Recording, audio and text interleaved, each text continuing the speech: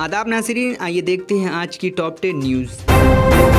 स्वच्छ सर्वेक्षण 2022 में तेलंगाना अच्छा शो 7 मजीद अर्बन लोकल बॉडीज को फास्ट मूविंग सिटी सेक्शन के तहत अवार्ड्स हासिल करने के साथ जारी है। इन अवार्ड्स के साथ स्वच्छ सर्वेक्षण 2022 की दर्जाबंदी में तेलंगाना की कुल तादाद 23 और इंडियन स्वच्छता लीग ISL के तहत मजीद 3 अवार्ड्स तक पहुँच गई। तेलंगाना कानून साज असम्बली का इजलास माह दिसंबर में मुनक्किद होगा। वज़ीर आला के चंद्रशेखर राव ने यह फैसला किया है कि इम्कान है कि इजलास करीब 1 हफ्ते तक जारी रहेगा। इजलास में रियासत की मुआशी सूरत हाल और मरकज की पाबंदियों पर मुबहस होंगे। वज़ीर आला के चंद्रशेखर राव ने कहा कि मरकज की पाबंदियों की वजह से माली साल 2022 और 23 के दौरान तेलंगाना की आमदनी में 40 करोड़ से ज्यादा की कमी आएगी। रियासती बीजेपी के तर्जुमान रानी रुद्रमा ने जुमरात को वजीर आला के चंद्रशेखर राव से पूछा कि क्या वो चाहते हैं कि तेलंगाना को गुंडा और गुंडागिरी का राज हो। जहां मीडिया से खिताब करते हुए वो KCR MLC के कविता और TRS क़यादत पर सख्त तनकीद करते हुए इनकम टैक्स इन्फोर्समेंट डायरेक्टरेट के ओहदेदारों पर हमला करने और उनका पीछा करने पर मजबूर हुए, जो काला धन का पता लगाने के मकामात पर छापा मार रहे थे।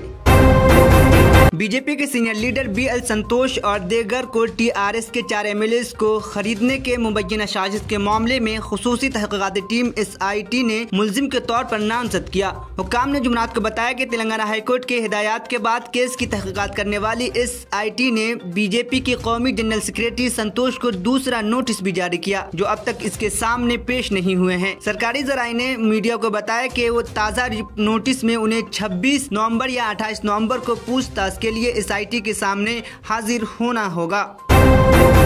हिंदुस्तान और अमेरिका की दोहरी शहरियत के हामिल जनाब इफ्तिखार शरीफ ने बाज़ इलेक्ट्रॉनिक और प्रिंट मीडिया प्लेटफॉर्म से उनके खिलाफ चलाई जाने वाली घिनौनी मुहिम की मजम्मत करते हुए तरदीद की। उन्होंने कहा कि उनका किसी भी स्कैम से कोई ताल्लुक नहीं है। उन्होंने उन TV चैनल्स और मीडिया इदारों के खिलाफ कानूनी कार्रवाई का ऐलान किया। प्रेस क्लब सोमाजीगोड़ा में एक प्रेस कॉन्फ्रेंस से खिताब करते हुए जनाब इफ्तिखार शरीफ ने बताया कि एक तेलुगु ABN चैनल ने गैर जिम्मेदाराना तौर पर एक मन घड़त खबर नशर की थी। ये दावा किया था कि इफ्तिखार शरीफ का शराब स्कैम से ताल्लुक है। इस मन घड़त खबर को दूसरे बाज़ इलेक्ट्रॉनिक और प्रिंट मीडिया के इदारों ने तस्दीक और तहकीक के बगैर नशर किया और शाये किया, जिससे उनकी साख मुतासिर हुई है और उनके अरकान खानदान पर भी नफ्सियाती तौर पर मनफी असर हुआ है।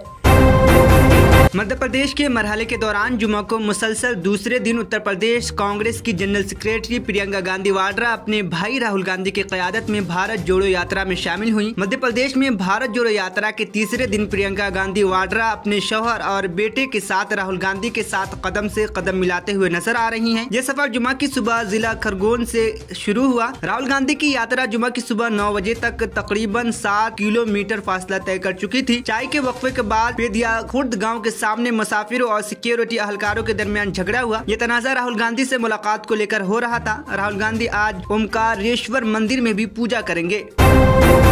कांग्रेस ने वजीर आजम नरेंद्र मोदी पर हमला करते हुए इल्जाम लगाया कि उनकी तरफ से की गई तमाम तकर्रुरियों और फैसलों में आइन के खिलाफ वर्जी की जा रही है। सुप्रीम कोर्ट की जानिब से इलेक्शन कमिश्नर के तौर पर अरुण गोयल की तकर्रुरी में जल्दबाजी पर सवाल उठाते हुए कांग्रेस की मीडिया सरबराह और तर्जुमान पवन खेरा ने जुमरात को मरकज पर सख्त हमला किया। सुप्रीम कोर्ट ने जुमरात को इलेक्शन कमीशन ऑफ इंडिया में अरुण गोयल की इलेक्शन कमिश्नर के तौर पर तकर्रुरी में जल्दबाजी पर सवाल भी उठाया था।